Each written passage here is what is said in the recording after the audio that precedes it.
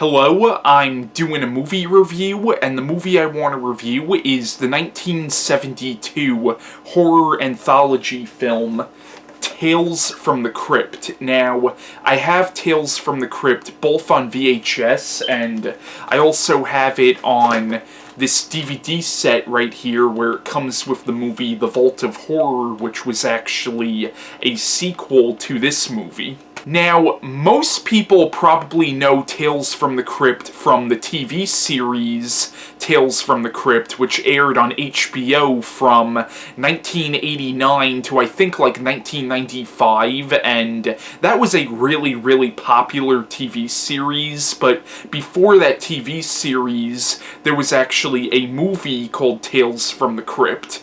Now, this is actually an adaptation of a comic book series of the same name from EC Comics. Now, before I talk about this movie, I want to talk about the comic books in which this movie is based on. Now, back in the 1950s, there was a comic book company called EC Comics who published a series of horror comics. Now, the series, I think, was originally called The Crypt of Terror, but later it was renamed Tales from the Crypt.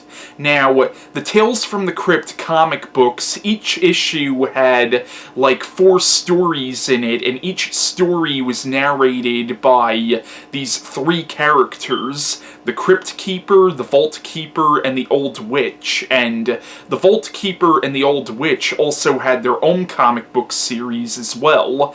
The Vault Keeper had the Vault of Horror, and the Old Witch had the Haunt of Fear. Now, the EC horror comics were extremely influential. Like, a lot of big names in horror today would say that they got their inspiration from the Tales from the Crypt comic books. Like, a lot of people like R.L. Stine, who wrote the Goosebumps books, and John Carpenter and George A. Romero, and even Stephen King, all definitely took inspiration from the Tales from the Crypt comic books. In fact, Stephen King and George A. Romero in the 80s made the movie Creepshow, which was a tribute to the EC comics. Now, EC was the first comic book company to publish horror comics, and of course now you have a lot of horror comics like The Walking Dead and Hellblazer and American Vampire, but really, if it wasn't for the EC comics, it's hard to say whether we would have a lot of the horror comics we have now if it wasn't for EC.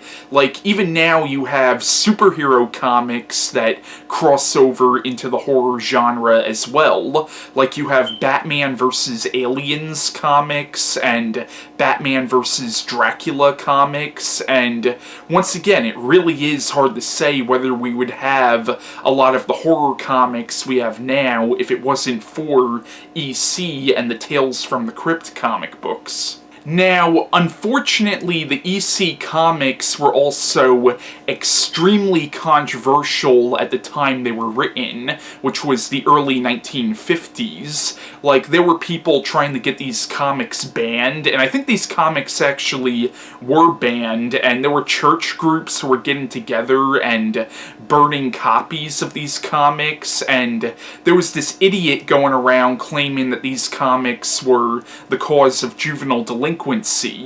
But to be honest though, considering that this was the 1950s, which wasn't exactly a progressive time in our history, it's not really surprising that the comics were as controversial as they were.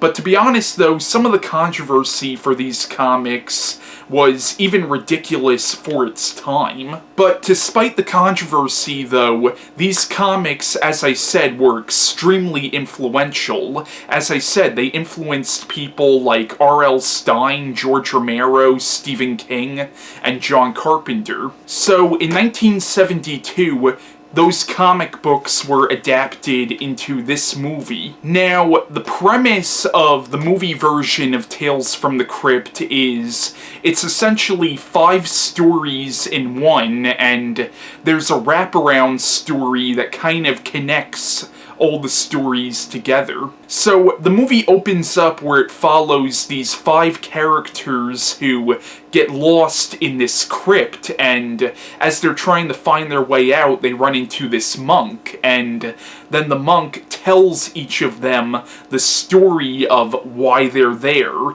Now, I'm gonna give away a bit of a spoiler here, but you could kind of already figure out what's going on just by the way the characters act and the way this monk acts.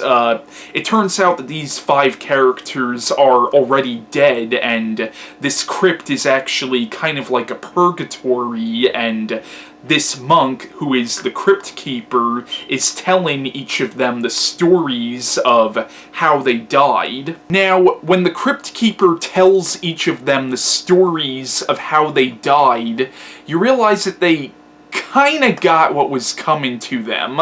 Like, essentially, the whole premise of this movie is the idea of bad things happening to bad people. Like, essentially, the 5 stories in this movie are morality tales, and you realize that these 5 people they really weren't the best people in the world, and essentially the stories are about them bad things happening to them because of their sins. Now, the first story in the movie is about this woman played by Joan Collins who murders her husband in order to get the insurance money. Now, this story is also set around Christmas time, and it turns out that there's this escaped mental patient on the loose, dressed up as Santa Claus, killing people, and eventually this serial killer starts going after her.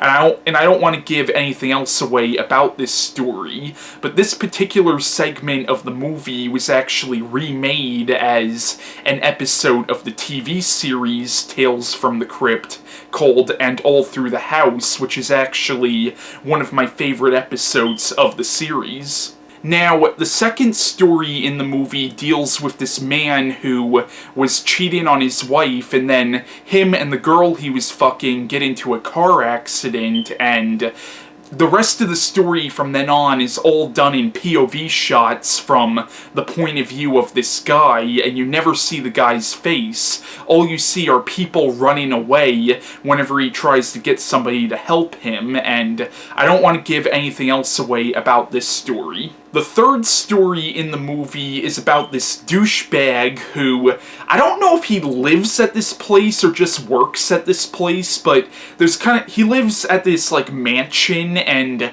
he lives right across the street from this kindly old man, played by Peter Cushing, and this old man is, like, the nicest guy in the world. Like, he makes toys for the children, and he's actually a genuinely good person who really has done nothing wrong and will do nothing to hurt anybody, but this douchebag, for some reason, really hates this guy, and he starts playing a series of pranks on this guy, and I don't want to give too much else away about what happens, but it does get really tragic as the story goes on, and you just feel so bad for this old man, played by Peter Cushing, and Peter Cushing actually does a really good job in this segment of the movie, and this actually must have been a pretty personal role for Peter Cushing, because in this story, you find out that this old man, his wife died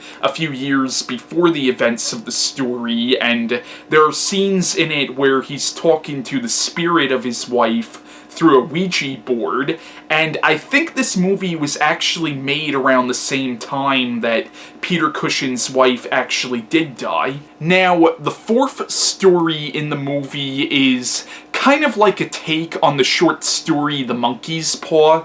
Essentially, it's about this guy who is kind of like a businessman, and you realize that in the past he has kind of screwed people over in the past, but now him and his wife are losing all of their money and they have to sell everything that they own. So his wife ends up making a wish on this, like, Chinese statue, and she wishes for Lot lots of money, and the wish comes true, but not the way that her or her husband would have wanted. And I don't want to give anything else away about this story, but this particular segment of the movie has one of the creepiest fucking endings I've ever seen in a movie. And like, when you see what happens to this guy at the end of the story, even though he wasn't really a good person, what happens to him at the end of the story, I'll be honest, is something that I wouldn't wish on my worst enemy, but you'll have to if you've seen the movie, you probably know what I'm talking about. And the fifth and final story in this movie is about this guy who becomes the new director of this shelter for blind people,